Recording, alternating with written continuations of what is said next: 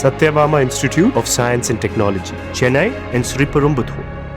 மதுரை மாவட்டத்தில் அரசு ஆரம்ப சுகாதார மையங்களுக்கு சிகிச்சைக்கு வரும் கர்ப்பவதிகளை மருத்துவர்கள் தனியார் ஸ்கேன் மையங்களுக்கு பரிந்துரைப்பதாக குற்றச்சாட்டுகள் எழுந்துள்ளன.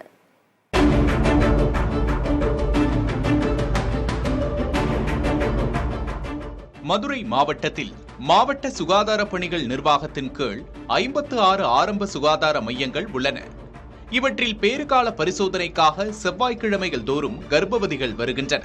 வயிற்றில் உள்ள குழந்தையின் வளர்ச்சியையும் ஆரோக்கியத்தையும் உறுதி செய்ய அல்ட்ராசவுண்ட் ஸ்கேன் பார்ப்பது அவசியம். குறிப்பாக பேறுகாலத்தின் போது 4 to 5 ஸ்கேன்கள் வரை பார்க்க வேண்டியுள்ளது. இப்படியான ஸ்கேன் எடுக்கும் வசதிகள் அரசு தாலுகா மருத்துவமனைகளில் உள்ளன. ஆனால் ஆரம்ப சுகாதார மையத்தில் பணியாற்றும் மருத்துவர்கள் தனியார் மையங்களில்தான் ஸ்கேன் எடுக்க வேண்டுமென கர்ப்பவதிகளிடம் பரிந்துரைப்பதாக குற்றச்சாட்டுகள் எழுந்துள்ளன.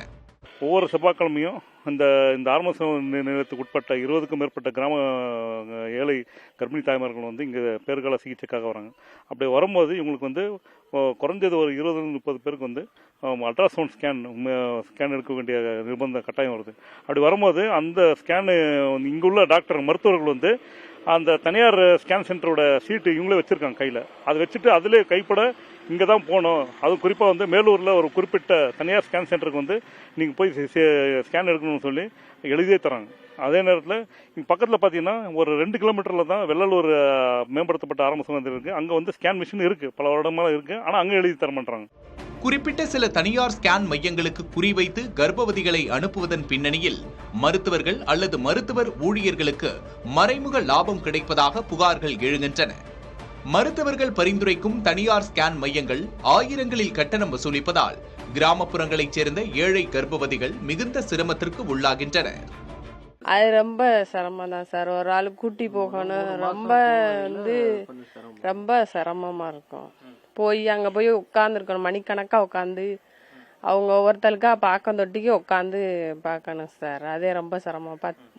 ஆள் நிறையா வருவாங்க, அதுக்கு தட்டி நம்ம உட்காந்து பைய பார்த்து வர்றங்களாட்டி இங்கே வீடு வர 5-6 மணி ஆயிரும் சார்.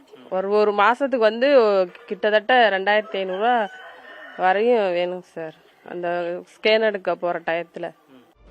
இந்த விவகாரம் குறித்து சுகாதாரத்துறை இயக்குநர் அலுவலகத்தில் கேட்டபோது அரசு ஆரம்ப சுகாதார நிலையத்தில் பரிசோதனைக்கு வரும் கர்ப்பிணி தாய்மாருக்கு ஸ்கேன் எடுப்பதற்காக அருகே உள்ள தாலுகா மருத்துவமனை அல்லது மாவட்ட தலைமை மருத்துவமனைக்கு மட்டுமே பரிந்துரைக்க வேண்டும் என்றும் தனியார் ஸ்கேன் மையங்களுக்கு பரிந்துரைக்க கூடாது என்றும் விளக்கமளிக்கப்பட்டது.